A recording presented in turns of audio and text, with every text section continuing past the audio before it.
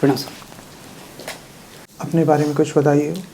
Sir मेरा नाम ओम प्रकाश है, मैं बांका जिला का मूल निवासी हूँ। मैंने 2002 में 10वीं की परीक्षा उत्तीर्ण की सर। उसके बाद 2004 में मैंने ओरिएंटल कॉलेज पटना सिटी से 12वीं की परीक्षा उत्तीर्ण की। उसके बाद मैंने अपना ग्रेजुएशन 2007 में पूरा किया पटना यूनिवर्सिटी से। उसके बाद सेंट्रल बैंक ऑफ इंडिया में वर्ष 2011 से लगभग 9 वर्षों मैंने वरिष्ठ प्रबंधक के पद पर 3 साल से 9 साल तक सर सेवाएं दी। फिर मैंने वर्ष 2020 में इस पद से त्यागपत्र दे दिया और वर्तमान में सिविल सर्विसेज के लिए तैयारी कर रहा हूँ सर। ऐसा क्यों? सर वहाँ भी जॉब में अच्छे चल रहा था और कैरियर प्रमोशन चल रहे थे, पर एक सर जॉब में सेटिस्फैक्शन नहीं थी कि मैं हमेशा से सिविल सेवा में जाना चाहता था। मेरे घर की भी लोगों की यही इच्छा थी और यहाँ जो सोशल स्टैंडिंग सिविल सेवा में है और जो आगे बढ़ने के अवसर यहाँ हैं, समाज सेवा के अवसर यहाँ हैं, वो वहाँ उपलब्ध नहीं थे सर। तो ये जितनी भी आपने पैरामीटर्स बताए कि वहाँ पे उपलब्ध नहीं थे, उसमें सबसे बड़ा पुलिंग फैक्टर आपके लिए क्या है? सर सबसे पहले तो मेरी खुद की इच्छा है कि मैं सिविल सेवा में जाना चाहता हूँ। हाँ, 2-3 फैक्टर्स जो अभी आपने दिए, उसमें सबसे बड़ा रीज़न क्या है जो कि आपको खींच रहा है सिविल सर्विसेज की तरफ? सर यहाँ पे मेरे और खुद के उद्देश्य में और समाज के उद्देश्य में एक पूरकता है। हम मेरे जीवन में भी सकारात्मक परिवर्तन आएगा और मैं ऐसे उम्मीद करता हूँ कि मैं समाज की भी अच्छी सेवा करके समाज में सकारात्मक परिवर्तन ला सकता हूँ। अच्छा, ठीक है। इकोनॉमी और इकोनॉमिक्स में क्या डिफरेंस है?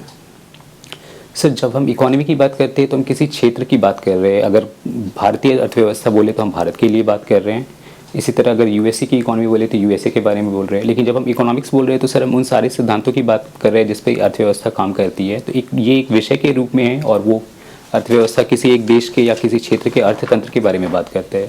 अच्छा, बीआरआई के बारे में जानते होंगे आप, क्या है ये? सर मैं पहले तो सर आपसे एक बार पूछना चाहूँगा इस बारे में, आपकी आज्ञा हो तो पूछूं। सर ये चीन की बेल्ट एंड रोड इनिशिएटिव है जी सर। ये सर लगभग $1 ट्रिलियन की बेल्ट एंड रोड इनिशिएटिव चीन ने अपने जो वर्तमान राष्ट्रपति हैं शी जिनपिंग सर के नेतृत्व में ही लॉन्च की है। इसका उद्देश्य विकासशील देशों में और जहाँ तक संभव हो सके सस्टेनेबल डेवलपमेंट और विशेष करके इंफ्रास्ट्रक्चर डेवलपमेंट पे फोकस है, जिसमें वित्तीय सहायता चीन द्वारा ही प्रदान की जा रही है। और इंफ्रास्ट्रक्चर डेवलपमेंट के माध्यम से एक ऐसा भी प्रयत्न किया जा रहा है कि वो सारे देशों में चीन का प्रभाव बढ़ सके। ये बीआरआई पहल है और इसके द्वारा चीन अपने पुराने रेशम मार्ग के जो व्यापार होते थे उसको फिर से वो रेशम मार्ग के व्यापार को बढ़ाना चाह रहे हैं और उन्होंने इसके लिए ट्रेन कनेक्टिविटी, सी कनेक्टिविटी यूरोप तक डेवलप कर दी है सर। क्या है ये सिल्क रूट? सॉरी सर मैं सुन नहीं पाया, माफ़ी चाहूँगा। सिल्क रूट, रेशम मार्ग जिसकी आप बात कर रहे हैं? सर रेशम मार्ग चीन का प्राचीन काल से रेशम की चीन की एक ऐसी वस्तु रहा है जो काफ़ी रोमन सभ्यता में डिमांडेड थी। जितने भी उनके धनी वर्ग के लोग थे, एक विलासिता की वस्तु के रूप में इसकी रोमन सभ्यता में बहुत मांग थी। तो वो उसी रूट को ये वापस रिवाइव करना। बीआरआई से रिलेटेड कोई रीसेंट डेवलपमेंट भी है इंटरनेशनल लेवल पे? जी सर बीआरआई से रिलेटेड एक इंटरनेशनल डेवलपमेंट तो ये है कि इसके 10 साल पूरे हुए और इसके में फलस्वरूप भी एक आयोजन हुआ था, चीन में ही आयोजित किया गया था। इसमें और कुछ हुआ है? किसी नई कंट्री ने इसमें अपनी इंटरेस्ट दिखाया है या किसी कंट्री ने छोड़ने का फैसला किया है? हाँ सर, ये इटली ने इसको छोड़ने का फैसला किया है। जब वर्ष 2023 में सितंबर में हमारे यहाँ और भी किसी कंट्री ने किया है? सर क्षमा चाहूँगा सर, इटली के अलावा के बारे किसी की जानकारी नहीं है सर मुझे। और क्या रीजंस दिए हैं इटली ने? सॉरी सर, रीजंस की भी जानकारी नहीं है, माफ़ी चाहूँगा मैं। और इसी तरह की एक और कॉरिडोर बनाने की बात G20 में भी हुई है? जी सर। क्या है वो? सर ये जो कॉरिडोर हुई है, ये लॉन्च हुई है, इसका नाम है India middle east Europe economic corridor. अब बीआरआई इनिशिएटिव और आईएमईसी में क्या डिफरेंस है? सर बीआरआई इनिशिएटिव चीन की पहल है और जो आईएमईसी इनिशिएटिव है ये PGII G7 कंट्रीज़ जो है उन्होंने लॉन्च की थी। ये उस पहल का पार्ट है आईएमईसी और इसके में 8 सदस्य हैं जिन्होंने सबसे पहले भाग लिया है। पहले हैं अमेरिका, फिर दूसरे पे है यूरोपीय यूनियन, फिर ये जिनसे रूट होके गुजरेगा उसमें सऊदी अरब भी हैं और सऊदी अरब UAE है, भारत भी इसका पार्ट है, इटली है।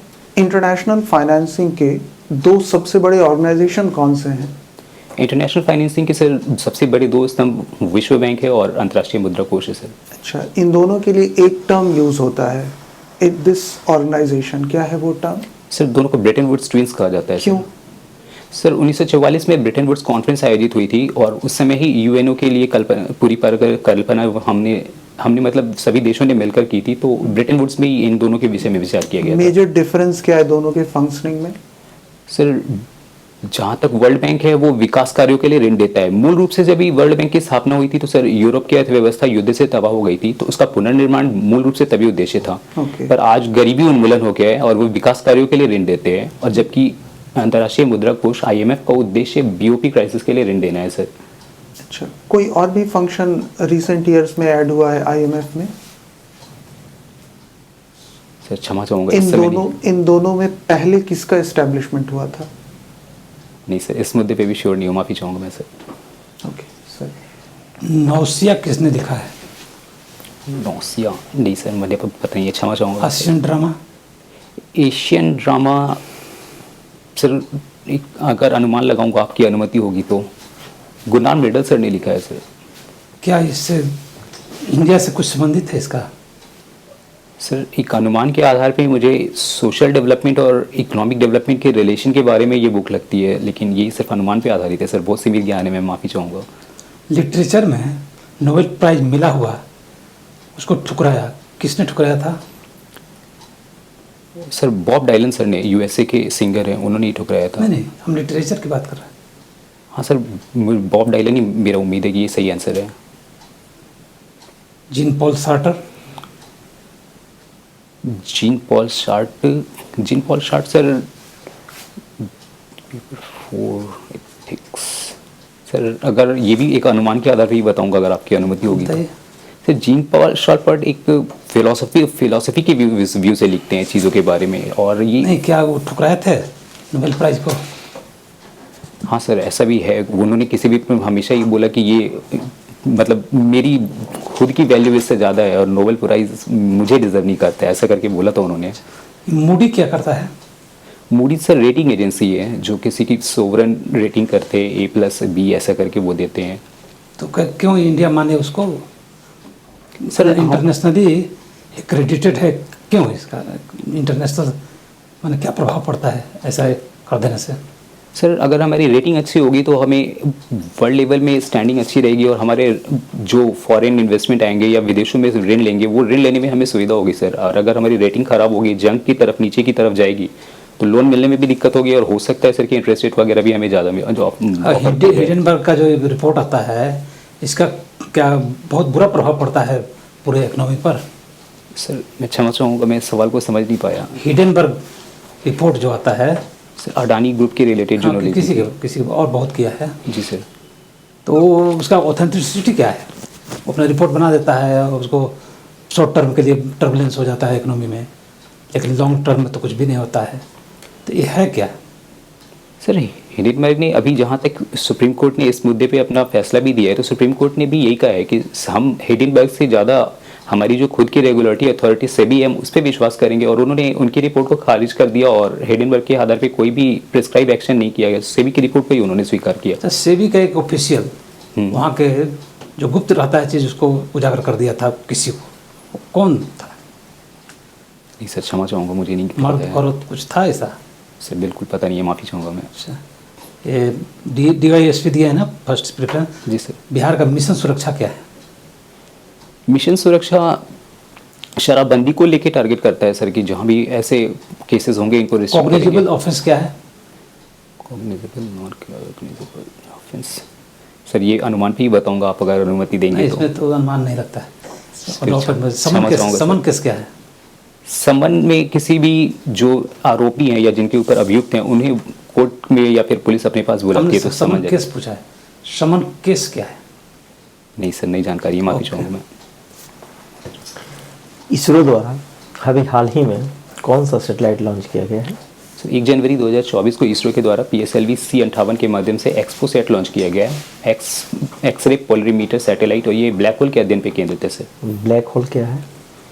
सर ब्लैक होल को हमारे ही वैज्ञानिक चंद्रशेखर सर ने इसको परिभाषित किया था, और ये तारे की अंतिम अवस्था को सूचित करता है। ऐसा वैज्ञानिक प्रमाणों से ये स्पष्ट हुआ है कि जो तारे का जन्म होता है अगर उनका चंद्रशेखर सीमा से अधिक वेट होगा तो उनका एंड इसी रूप में होगा, वो ब्लैक होल के रूप में हो जाएंगे, और उस ब्लैक होल की ग्रेविटी इतनी ज़्यादा होती है कि इससे प्रकाश भी पार नहीं कर सकता है, वो उसको अपने अंदर खींच लेते हैं।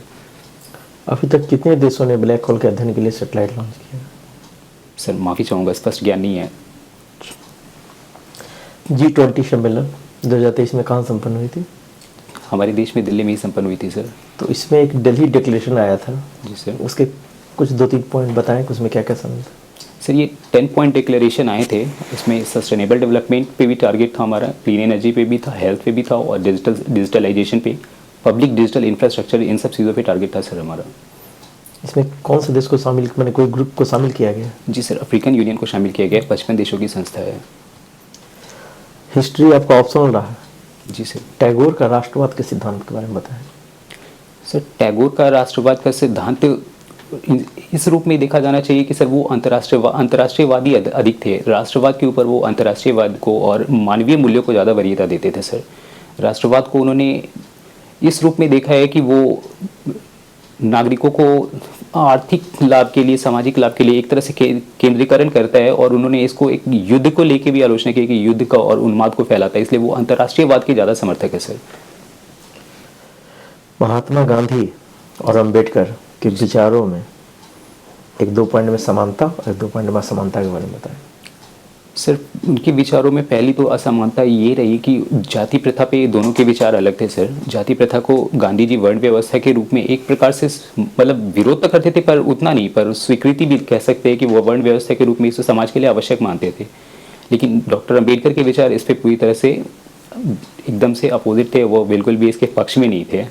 और इसी तरह भारत छोड़ो आंदोलन के गांधी जी ने प्रारंभ किया था पर डॉक्टर अंबेडकर ने इसका पूरा समर्थन नहीं किया सर।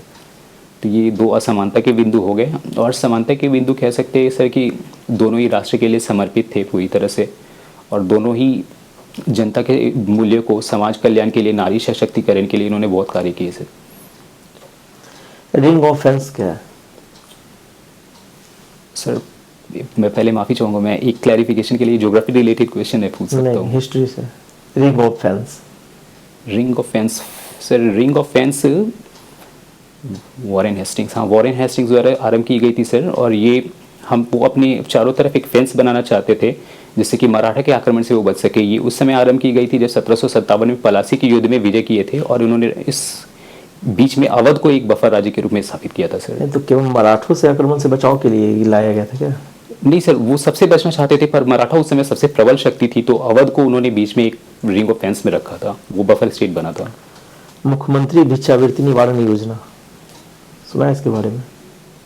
सर नहीं सुना, माफ़ी चाहूँगा मैं। क्रिकेट आपने दिया है, हॉबीज कौन सा ओडीआई का वर्ल्ड कप समाप्त हुआ अभी पिछले साल? मतलब काउंटिंग वाइज नहीं बता पाऊँगा, माफ़ी चाहूँगा sir. Okay okay, thank you. Thank you sir. Okay Prakash, आपका इंटरव्यू ओवर हुआ।